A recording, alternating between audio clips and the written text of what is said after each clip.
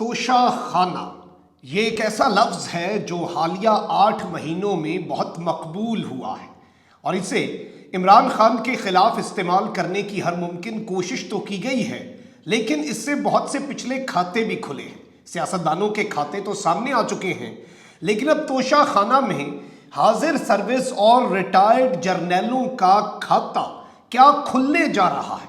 اس حوالے سے خبر کیا ہے جس کے آتے ہی سب کو اپنی اپنی پڑ گئی ہے، جبکہ دوسری جانب چیف جسٹس نے بھی ڈنڈا اٹھا لیا ہے اور چیف جسٹس نے نیب ترامیم کے حوالے سے بڑی اہم باتیں کی ہیں، بہت امپورٹنٹ۔ اور اس سارے معاملے کے اندر اس وقت یہ پورے کا پورا سینیریو کس ڈگر پہ چلے گا، کچھ بہت بڑی پولیٹیکل ہیپننگز بھی ہیں، وہ بھی آپ کے سامنے رکھ دیتے ہیں۔ بسم اللہ الرحمن الرحیم، السلام علیکم ناظرین کرام، میں ہوں مخدوم شہاب الدین اور آپ دیکھ رہے ہیں میرا فیس بک اور یوٹیوب چینل۔ امید کرتا ہوں آپ سب لوگ بخیر و عافیت ہوں گے اور جہاں بھی ہوں گے اپنے اہل خانہ سمیت خوش بھی ہوں گے اور محفوظ بھی۔ ناظرین کرام، ہمارے ملک میں نظام انصاف آلدو ٹرانسپیرنسی انٹرنیشنل نے ایک رپورٹ جاری کی ہے۔ اس رپورٹ میں پاکستان کے کرپٹ ترین محکمے، ان میں نمبر 1 پولیس ہے، دوسرے نمبر پہ یہ جو ٹھیکیداری کا محکمہ ہے اور تیسرے نمبر پر پاکستان کا جوڈیشل سسٹم آتا ہے۔ اور اس سب کے باوجود ظاہری بات ہے کہ کوئی زیادہ بات نہیں کر سکتا، آلدو یہ ساری تنقید اگر برائے اصلاح ہو اور تہذیب کے دائرے میں رہ کر ہو، پروڈکٹیو کرٹیسزم ہو، تو اس پر تو کوئی مذائقہ نہیں ہونا چاہیے۔ اس طرح ہوتا تو پھر ٹرانسپیرنسی انٹرنیشنل پر بھی توہین عدالت لگ جاتی۔ لیکن ایک عجیب سی چیز ہے، اگلے دن ایک خبر دیکھ رہا تھا کہ 2 بھائی ہیں، انہیں سزائے موت کے بعد سپریم کورٹ آف پاکستان نے بری کر دیا۔ 2015 میں انہیں سزائے موت ہو گئی، پھانسی پہ لٹکا دیا۔ 2016 میں انہیں باعزت بری کر دیا گیا جب وہ لٹک چکے تھے، اس دنیا سے جا چکے تھے۔ یہ سپیڈی جسٹس ہے، بہت سے کیسز ہیں، لیکن سپیڈی جسٹس آپ کو اسحاق ڈار کے کیس میں ملے گا، آپ کو رانا ثناء اللہ صاحب کے کیس میں ملے گا، اور اسلام آباد ہائی کورٹ نے منی لانڈرنگ اور آمدنی سے زائد اثاثوں کے کیس میں سلمان شہباز کی حفاظتی ضمانت منظور کی ہے۔ اسلام آباد ہائی کورٹ کے چیف جسٹس عامر فاروق نے منی لانڈرنگ کیس میں حفاظتی ضمانت کے لیے سلمان شہباز کی درخواست پر سماعت کی، جس سلسلے میں سلمان شہباز اپنے وکیل امجد پرویز کے ہمراہ عدالت میں پیش ہوئے۔ درخواست گزار نے کہا کہ 2018 میں بیرون ملک گیا اور 2020 میں مقدمہ بنایا گیا اور منی لانڈرنگ کیس میں FIA کا کوئی کال اپ نوٹس نہیں ملا۔ عدالت نے اشتہاری قرار دینے کی کارروائی بھی غیر حاضری میں کی۔ حفاظتی ضمانت منظور کی جائے تاکہ لاہور کی متعلقہ عدالت میں پیش ہو سکوں۔ دوران سماعت چیف جسٹس نے سوال کیا کہ کس عدالت میں پیش ہونا ہے۔ اس پر امجد پرویز نے کہا کہ اسپیشل جج سینٹرل لاہور کی عدالت میں پیش ہونا ہے۔ عدالت نے سلمان شہباز کے وکیل کے دلائل سننے کے بعد جناب وزیر اعظم پاکستان شہباز شریف اور حکمران خاندان، جو مریم کہتی ہیں نا حکمران خاندان، یہ جمہوریت میں یہ ٹرم بھی ہے ان کے کاغذوں میں، اس کے ایک فرد کی 14 دن کی حفاظتی ضمانت منظور کر لی اور سلمان شہباز کو 14 روز میں لاہور کی متعلقہ عدالت میں پیش ہونے کا حکم جاری کر دیا ہے۔ اس سب کے اندر دوسری جانب اسلام آباد ہائی کورٹ نے نیب کو بھی سلمان شہباز کو گرفتار کرنے سے روک دیا۔ سلمان شہباز نے لاہور کی احتساب عدالت میں سرنڈر کرنے کے لیے حفاظتی ضمانت لی۔ آمدن سے زائد اثاثہ جات کیس میں عدم حاضری پر سلمان شہباز صاحب اشتہاری ہیں اس وقت تک، اور جس طرح سے انہیں یہ معاملہ ہوا ہے، ایک جانب یہ بات آپ کے سامنے رکھنا بہت ضروری تھی، میں زیادہ کچھ نہیں بولوں گا لیکن سیلف ایکسپلینیٹری ہے۔ وہیں دوسری جانب عمران خان صاحب نے کہا ہے کہ پنجاب اسمبلی اسی مہینے تحلیل ہونے جا رہی ہے۔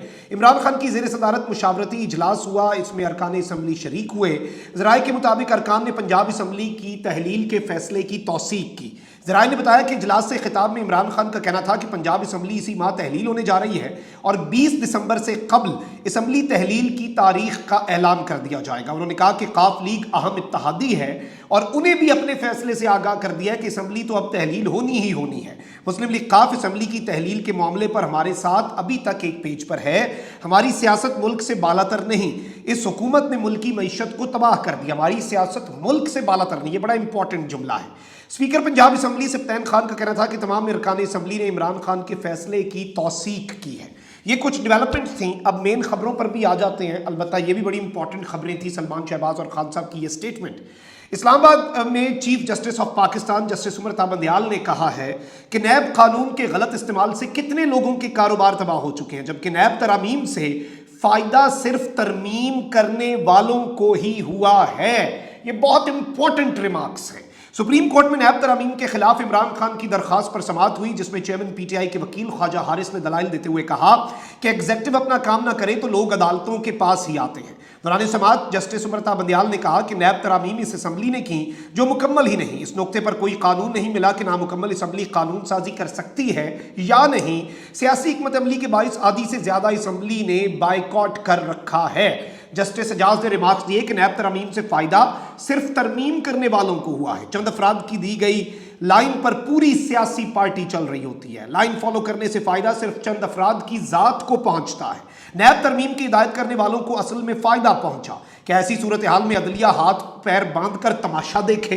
नैब तरामीम को बगैर बहस जल्दबाजी में मंजूर किया गया। तरामीम की नीयत ही ठीक ना हो तो आगे कुछ और जानने की जरूरत नहीं। ये रिमार्क्स बहुत इंपॉर्टेंट हैं और अगर इन रिमार्क्स की बुनियाद पर फैसला होता है तो मैं ये समझता हूँ अवाम का जो एतमाद है वो अपनी अदलिया पर, हम अपने इदारों के पीछे खड़े हैं। हमारे अपना इदारों से कोई, हम उनकी ताकत बनना चाहते हैं, हम उन पर एतमाद करना चाहते हैं, चाहे एस्टैब्लिशमेंट हो चाहे अदलिया हो। और इस सब के अंदर चीफ जस्टिस पाकिस्तान ने कहा कि अदालती फैसलों के बावजूद करप्शन खत्म नहीं हो सकी। मसला सिर्फ करप्शन का नहीं, सिस्टम में मौजूद खामियों का भी है। सिस्टम में मौजूद खामियां कभी दूर करने की कोशिश नहीं की गई। 5 माह बाद आईजी और 3 माह बाद एसएचओ बदल दिया जाता है। एग्जेक्टिव फैसले करते वक्त कानून पर अमल नहीं होता। ये सारी चीजें चीफ जस्टिस ने कही हैं।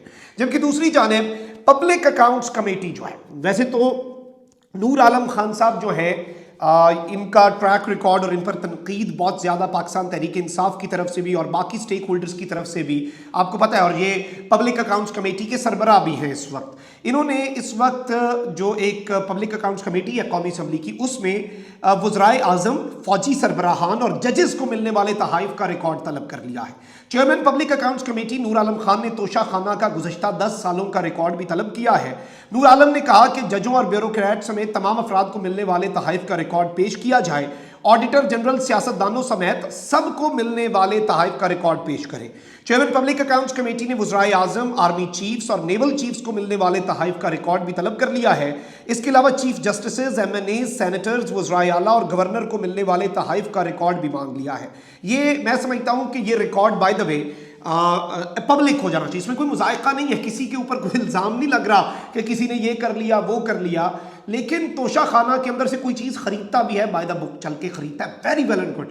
लेकिन आई थिंक एक ट्रांसपेरेंट मुआशरे के अंदर और एक ऐसा जमहूरी मुआशरा, वहाँ पर चीफ जस्टिस हो, कोई भी कानून से ऊपर तो नहीं है। वज़ीर आज़म हो जाए, चाहे वो जितना ही अपने आप को ताकतवर क्यों ना समझता हो, जितनी उसके हाथ में कानून साजी क्यों ना हो, कोई भी हो, सबके तोहफे अवाम को तो पता हो ना। देखें, आपको और मुझे, हम सबके मुल्क को वो मिले हैं, वो उस शख्स को नहीं, वो उस ओहदे को मिल रहे होते हैं। और अगर इनकी तफसीलात पब्लिक भी कर दी जाती हैं तो इसमें भी कोई हर्ज नहीं है। अवाम को पता लगे, बल्कि अच्छी बात है, हमें पता लगे कौन सा मुल्क हमारे मुल्क के साथ ज़्यादा मोहब्बत करता है और हमें पता हो, रिकॉर्ड हो हमारे ज़हन में भी, हमें पता हो कौन क्या करता है। तो इसमें दुनिया भर में ऐसा होता है और दुनिया भर में ये चीज़ें पब्लिक भी होती हैं। कानून के मुताबिक जो भी तोशा खाना से जो कुछ ले, जैसे खान साहब ने कहा मैंने घड़ी ले ली, उसके बाद मैं जो मर्जी करूँ, मैं उसे तोड़ दूँ, आसमान में फेंक दूँ, मुफ्त में दे दूँ, 100 की बेचूँ, 1000 की बेचूँ, 50 करोड़ की बेचूँ, वो एक अलग चीज़ है। और ये सारी चीज़ें अपनी जगह दुरुस्त हैं। लेकिन ये एक बहुत बड़ी बात है जो चेयरमैन पब्लिक अकाउंट्स कमेटी ने की है। अपना बहुत ख्याल रखें। अल्लाह निगहबान, पाकिस्तान जिंदाबाद।